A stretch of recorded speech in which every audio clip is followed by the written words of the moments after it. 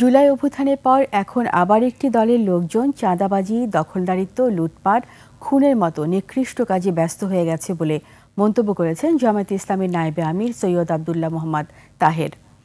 দুপুরে পুরনো পল্টনে ঢাকা মহানগর দক্ষিণ জামায়াত কার্যালয়ে জাতীয় বিপ্লব ও সংহতি দিবসে আলোচনায় তিনি আরও বলেন, জাতীয় নির্বাচনের তফসিল ঘোষণা হলেও গণভোট আয়োজনে আইনগত বাধা নাই।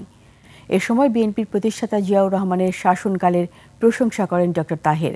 বলেন, বর্তমান সময়ে বিএনপি বড় ও জনপ্রিয় দল হলেও তা জিয়াউর রহমানের সময়ের মতো জনপ্রিয় কিনা তা নিয়ে প্রশ্ন আছে। দেশের মানুষ গণতন্ত্র ও পরিবর্তন চায় উল্লেখ করে জামায়াতের নায়েবে আমির বলেন, আগামী নির্বাচনে জনগণ দুর্নীতি ও চাঁদাবাজ মুক্ত দলকেই ভোট দিবে।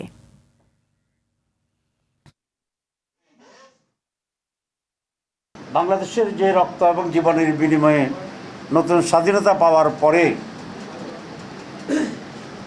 এখন একটি দলের নেতারা একইভাবে চাঁদাবাজি, লুটপাট, দখলবাজি, মারা, হত্যাকাণ্ড, খুন এগুলা করা শুরু করেছে।